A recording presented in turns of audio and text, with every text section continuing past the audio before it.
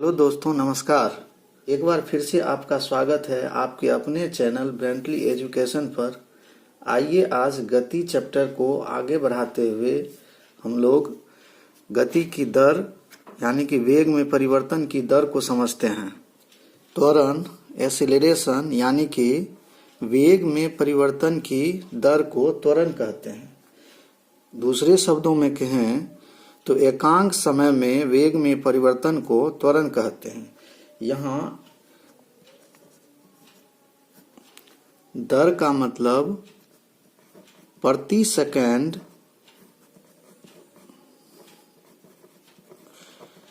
वेग में कितना परिवर्तन होता है। दर का मतलब प्रति सेकंड वेग में कितना परिवर्तन हो रहा है।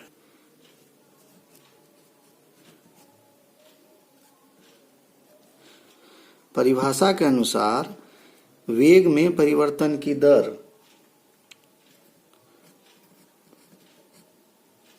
वेग में परिवर्तन बटे समय या समयावधि। त्वरण बराबर वेग में परिवर्तन बटे समय, अर्थात अंतिम वेग माइनस प्रारंभिक वेग बटे समयावधि।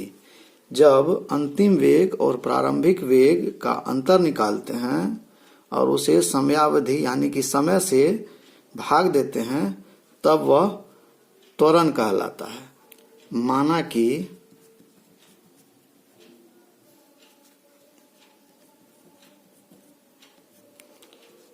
कि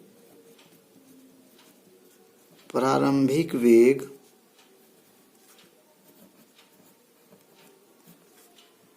बराबर u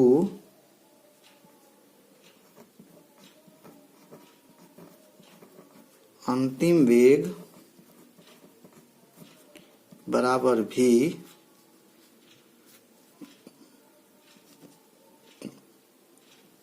तथा समयावधि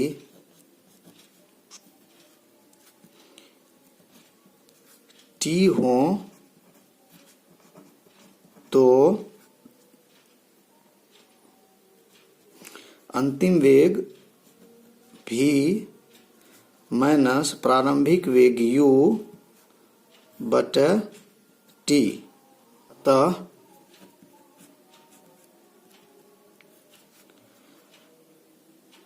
त्वरण यानी कि a बराबर v माइनस u बटे t होगा।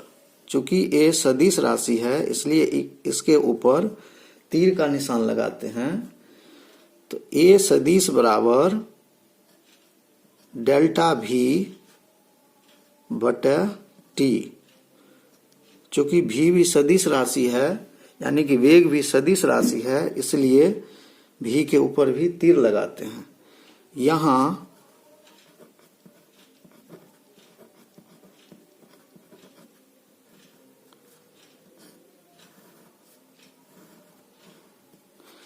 डेल्टा हम लोग परिवर्तन को दिखाने के लिए लगाते हैं।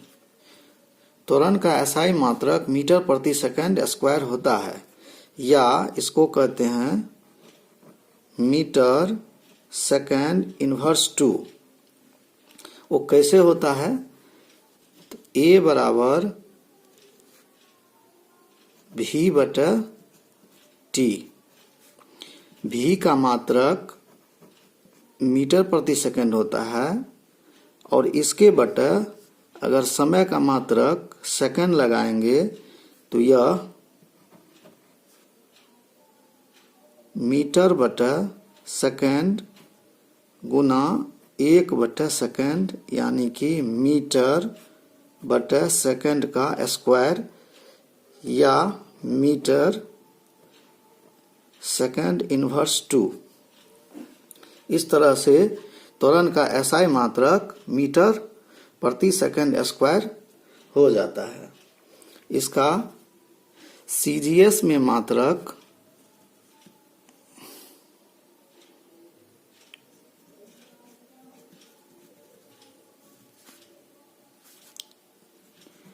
सेंटीमीटर प्रति सेकंड स्क्वायर होता है।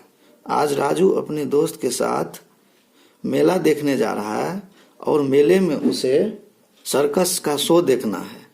राजू और उसका दोस्त श्याम अपनी गाड़ी से घर से निकलता है। जिस समय वह गाड़ी निकालता है उस समय उसकी स्पीड 10 मीटर प्रति सेकंड होता है। अब वह राजू कहता है कि यार गाड़ी तेज भगा, नहीं तो शो छूट जाएगा। तो राजू क्या करता है, गाड़ी में एक्सीलेटर दबाता है और एक्सीलेटर दबाने के साथ ही पहले सेकंड में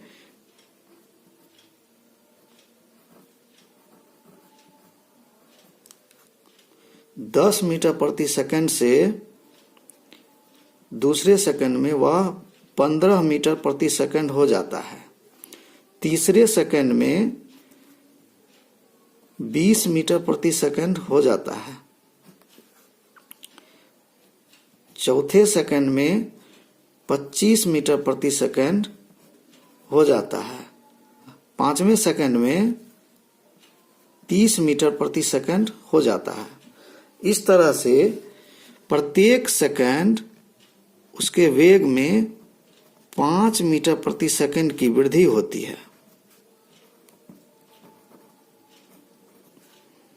प्रत्येक सेकंड उसके वेग में 5 मीटर प्रति सेकंड की वृद्धि होती है। प्रति सेकंड वेग में परिवर्तन 5 मीटर प्रति सेकंड है। बदलता हुआ वेग यही त्वरण कहलाता है। तो अतः हम कह सकते हैं कि वस्तु के वेग में एकांक समय में होने वाले परिवर्तन को त्वरण कहते हैं। आइए एक उदाहरण को समझते हैं। एक कार विरामावस्था से चलना आरंभ करती है। इसका वेग एक समान बढ़ता है। 5 सेकंड बाद उसका वेग 20 मीटर प्रति सेकंड हो जाता है। तो त्वरण की गणना करें। ये न्यूमेरिकल्स है और आसान न्यूमेरिकल्स है। तो आइए इसको हल करने का प्रयास करते हैं। तो हमको उपरोक्त प्रश्न में दिया हुआ है कि प्रारंभिक वेग यानी कि u बराबर 0, अंतिम वेग भी 20 मीटर प्रति सेकंड हमको ज्ञात है और समय 5 सेकंड दिया हुआ है। तो सूत्र के अनुसार a बराबर v माइनस u बटे t। v का मान 20 माइनस u का मान 0 अब बटे समय का मान 5।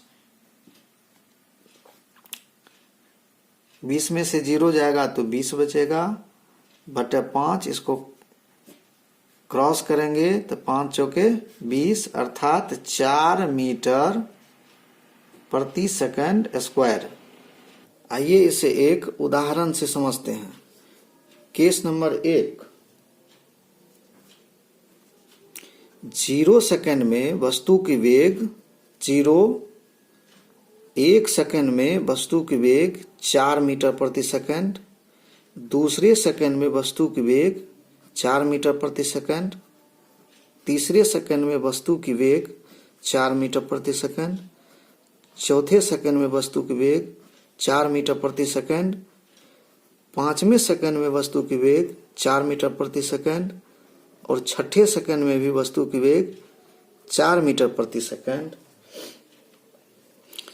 अर्थात यहाँ वेग में कोई परिवर्तन नहीं हो रहा है।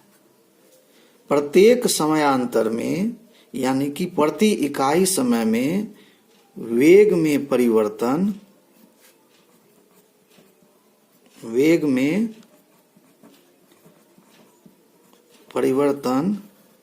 बराबर 0। अर्थात यहाँ v इक्वल कांस्टेंट।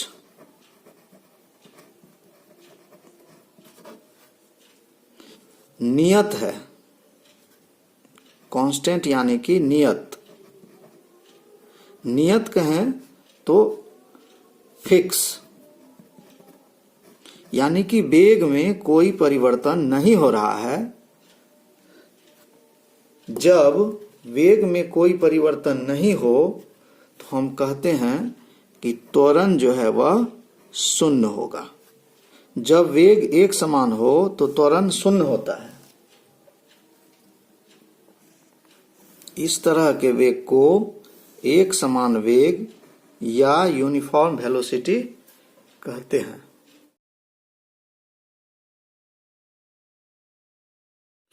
आइए केस नंबर 2 को देखते हैं।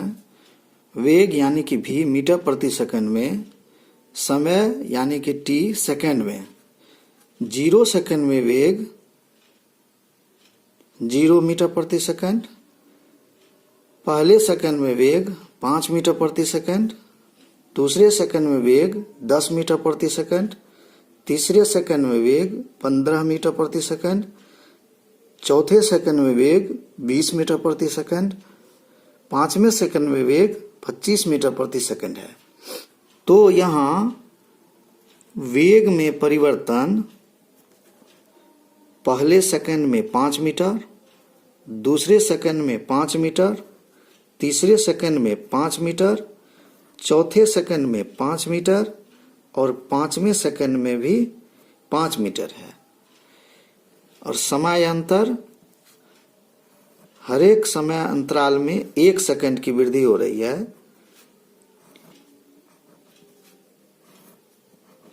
यानी कि इकाई समय में वेग में परिवर्तन 5 मीटर प्रति सेकंड है। यहाँ प्रति सेकंड वेग में परिवर्तन 5 मीटर प्रति सेकंड है, तो हम कह सकते हैं कि v नॉट कांस्टेंट।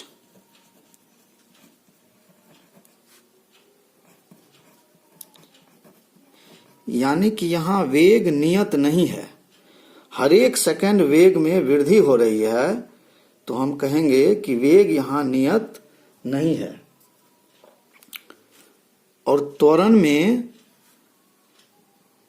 वृद्धि कितनी हो रही है? हर एक सेकंड 5 मीटर प्रति सेकंड की वृद्धि हो रही है, तो हम कहेंगे कि a बराबर 5 मीटर प्रति सेकंड स्क्वायर। a बराबर 5 मीटर प्रति सेकंड स्क्वायर है, तो इसका अर्थ यह हुआ नियत दर से त्वरण में वृद्धि हो रही है, अर्थात हर एक सेकंड 5 मीटर प्रति सेकंड स्क्वायर का त्वरण उत्पन्न हो रहा है। तो जब हर एक सेकंड हर एक समयांतराल में, हर एक समान समयांतराल में समान त्वरण उत्पन्न होता है, तो तब वह त्वरण नियत त्वरण कहलाता है। अर्थात जब हर एक समयांतराल में समान त्वरण हो, यानी कि नियत दर से त्वरण में वृद्धि हो, तो ऐसे त्वरण को एक समान या नियत त्वरित गति कहते हैं, यानी कि यूनिफॉर्म एक्सेलरेशन कहते हैं। केस नंबर 3, v मीटर प्रति सेकंड में, t सेकंड में। पहले 0 सेकंड में वस्तु का वेग 0, पहले सेकंड में वस्तु का वेग 2, दूसरे सेकंड में वस्तु का वेग 5, तीसरे सेकंड में वस्तु का वेग 9, चौथे सेकंड में वस्तु का वेग 14, पांचवें सेकंड में वस्तु का वेग 20। तो इस तरह से समयांतर 1 सेकंड, यहाँ भी समयांतर 1 सेकंड, यहाँ भी समयांतर 1 सेकंड, यहाँ भी समयांतर 1 सेकंड और यहाँ भी समयांतर 1 सेकंड है। वहीं पहले सेकंड में वेग में 2 मीटर प्रति सेकंड की वृद्धि हो रही है, दूसरे सेकंड में 3 मीटर प्रति सेकंड वेग की वृद्धि हो रही है, तीसरे सेकंड 4 मीटर प्रति सेकंड के वेग की वृद्धि हो रही है, चौथे सेकंड 5 मीटर प्रति सेकंड के वेग की वृद्धि हो रही है और पांचवें सेकंड में 6 मीटर प्रति सेकंड की वेग से वृद्धि हो रही है। तो यहाँ हम देखते हैं कि प्रत्येक सेकंड वस्तु के वेग में अनियमित रूप से वृद्धि हो रही है, यानी कि भी कांस्टेंट नहीं है।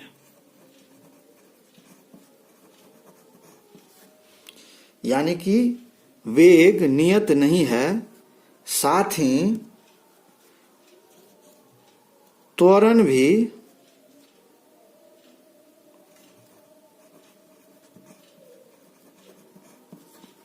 तो यहां हम कहेंगे कि असमान वेग में असमान त्वरण उत्पन्न हो रहा है। जब वस्तु समान समय अंतराल में भिन्न भिन्न वेग तय करती हो तो ऐसे त्वरण को असमान त्वरण या असमान त्वरित गति कहते हैं। जब वेग की दिशा में त्वरण हो तो उसे धनात्मक त्वरण कहते हैं। अर्थात वेग की दिशा और त्वरण की दिशा एक ही हो तब यह धनात्मक त्वरण कहलाता है।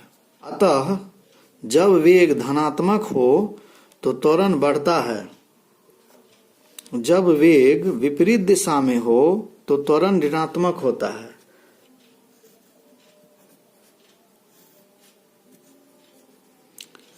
वेग की दिशा त्वरण की दिशा के विपरीत हो तो यह ऋणात्मक त्वरण कहलाता है।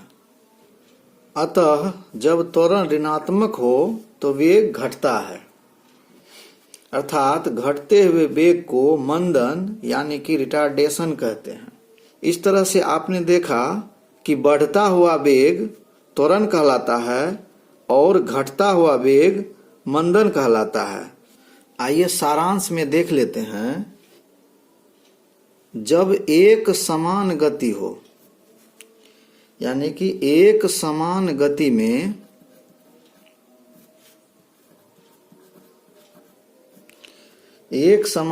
में वेग नियत रहता है,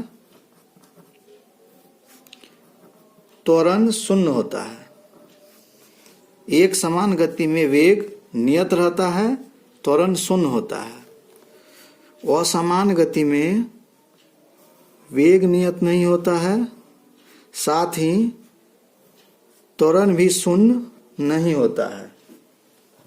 एक समान त्वरित गति में वेग नियत नहीं होता है, लेकिन त्वरण नियत होता है।